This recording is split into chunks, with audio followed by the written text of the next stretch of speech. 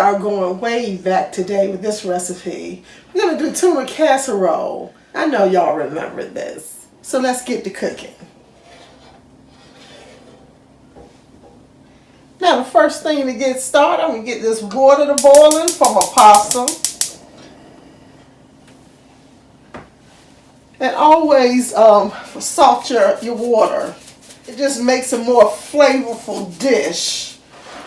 Now the pasta that I'm going to use is this campanile. This is one of my favorite pastas.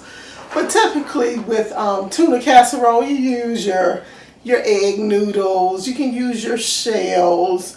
Look, it's about what you have and what you like. I want to make sure that I don't overcook my noodles, so I'm just going to cook it to al dente. You guys, I was trying to stay cute today. I don't know what it is, but every time I come in this kitchen, I get the flashes. Gets a little hot. I don't know why I even try to keep this hair down.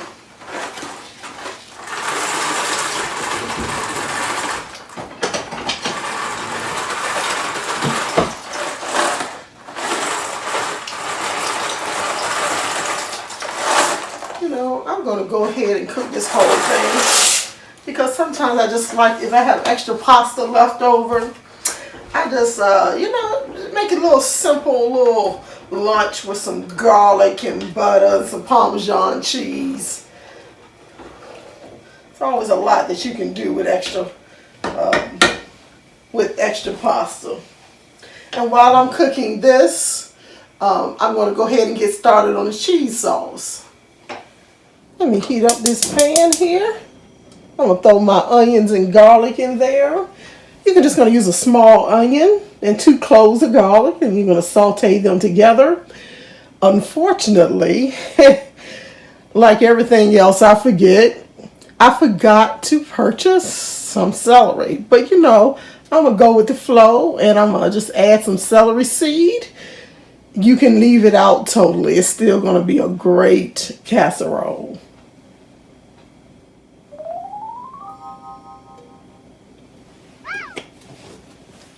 But that's okay. If you're anything like me, I'm always trying to find my glasses. And I am blind without them, but I'm always trying to find them. I spend half of my day looking for them, and the other half trying to recuperate from the time it took for me to find them. We're going to saute these onions and garlic till they're nice and soft. And cut it down here. We don't want to burn them. And while we're sauteing those onions, I'm going to go ahead and get started on that cheese sauce. Hopefully it won't be too much of a bumpy ride for you. I'm just warming up the milk just a little.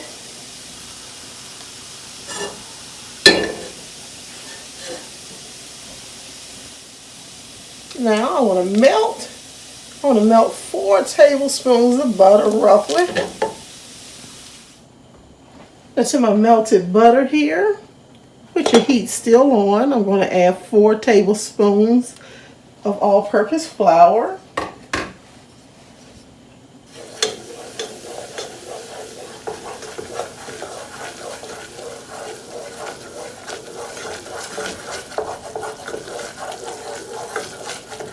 Mix that well, about a minute or 2.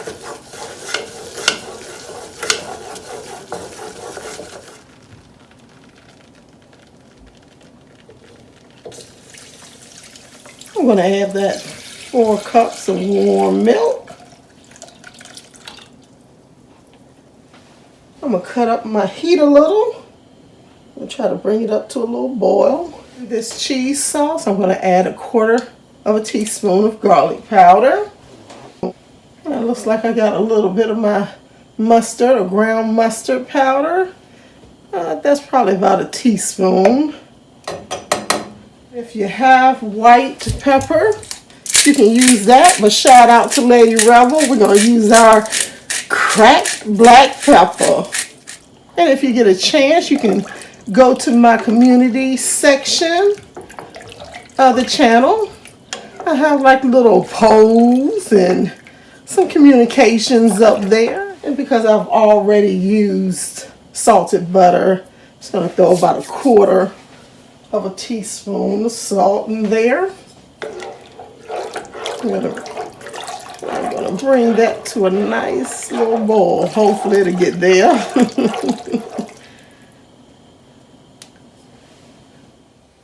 As you can see, the mixture is thickened. So now I'm going to throw in that good old cheese. And this is where you can really make it your own. I'm going to turn off the heat. And then this bowl, I have a mixture of cheese. It's roughly 2.5 cups of cheese. It's a little sharp cheddar, and I had some Mexican Jack. I'm going to pour that on in. I don't care if it's Italian mixture, if it's mild, Gouda, whatever cheese you have. I don't think you can go wrong.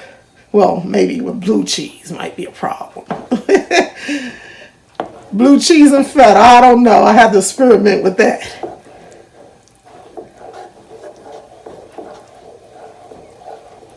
You're going to stir it until it's nice and smooth.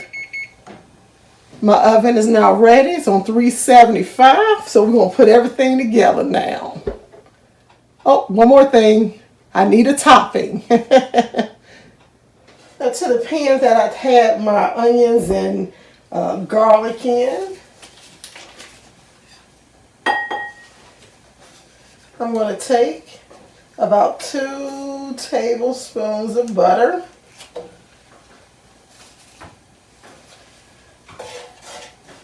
And we're going to melt that. And to this melted butter, we're going to add breadcrumbs. I'm actually using the Japanese style panko breadcrumbs. They were on sale. But you can use regular breadcrumbs. You can use Ritz crackers. You can use saltine crackers. Let's see here, about a cup. I don't know, maybe about a cup, maybe a little over a cup for me.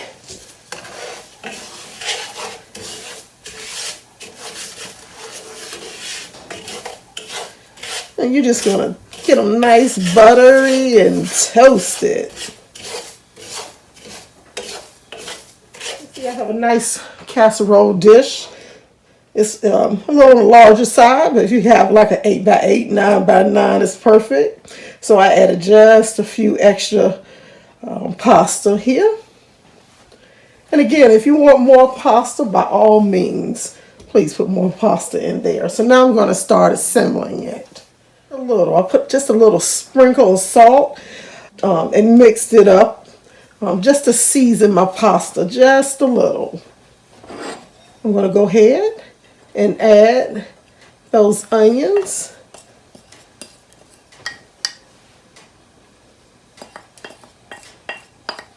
And garlic.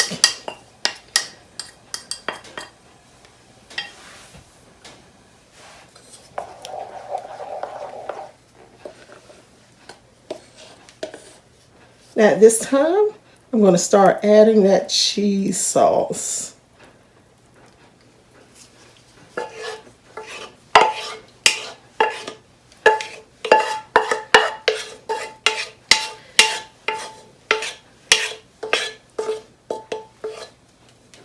If you don't like it as saucy, you can back off of that sauce. And I'm just going to mix it just a little bit. This is almost how I cook my mac and cheese. Almost. I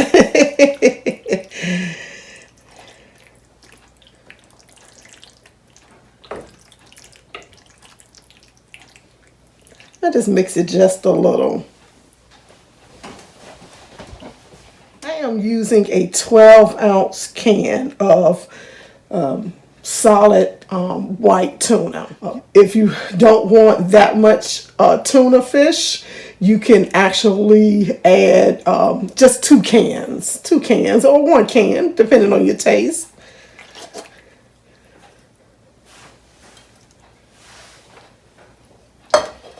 Now, I like to try to keep it as chunky as I can because that's my preference.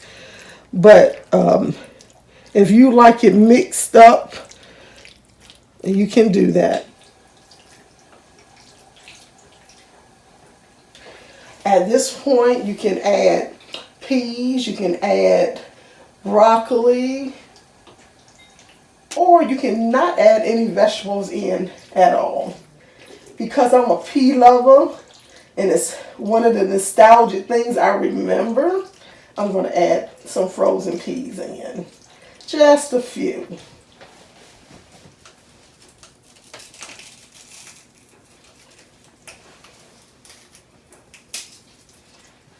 And I'm only going to add 2 handfuls.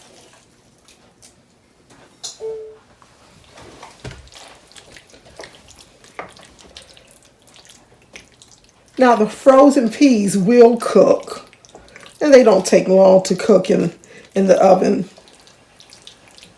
Now I've buttered this dish before I actually put the pasta in.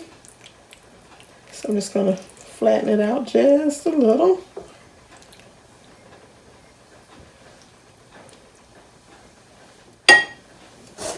And now I'm going to add that topping. Again, anything that you have, and even if you don't have a topping, you know what you could do? You can add some more cheese on top and call it a day.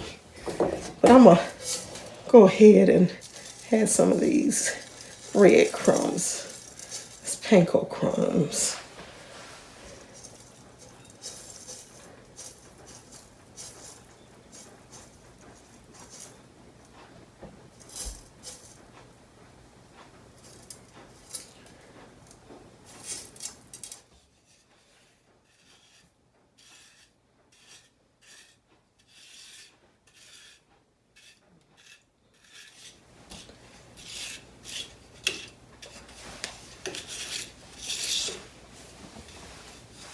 I had some extra Parmesan that I don't want to go to waste.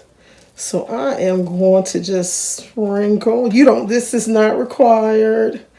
It was just something I thought about because I said, oh, I love fresh Parmesan as a topping because it just gets so nutty tasting. But I'm going to add that onto my breadcrumbs. Just a little, just a little. And now I'm going to put it in the oven, probably between 25 to 30 minutes. Just keep out or watch out just to make sure it gets brown.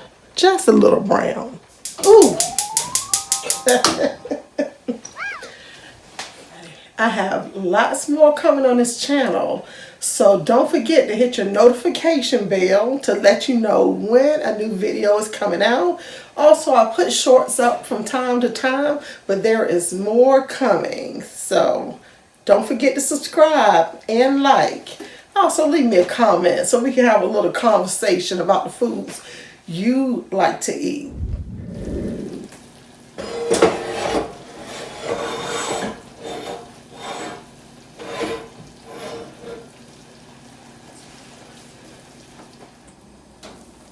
You guys, I can't wait to get into that. I mean, it has been so long since I've had tuna casserole. So I'm just excited.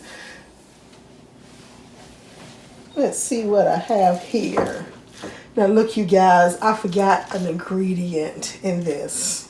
But I told you it wouldn't make a difference. So let me know in the comments, what do you think ingredient was missed in this? Okay, this is some good stuff here.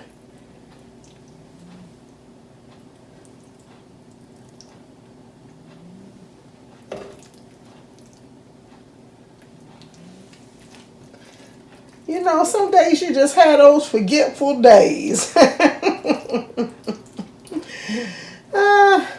that's all right.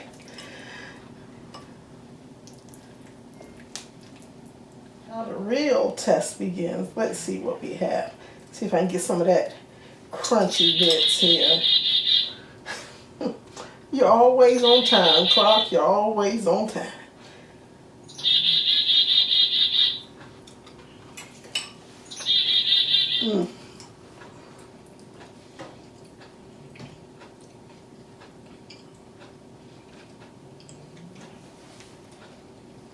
Bring back some good memories here. Look, guys, you really got to try this. If it's been a long time since you've made tuna casserole, what better time than a nice cool weather to put this in the oven? And it's pretty inexpensive. I would say this whole dish is probably under $10 to make for a nice sized family. I have plenty leftovers, of course. So thank you for watching this video. Please let me know, do you have a favorite tuna casserole? What's your favorite topping that goes on it? Is it potato chips, Ritz crackers, or buttered bread crumbs? Or if you have just a little cheese on top. Let me know down in the comments. Thanks for watching.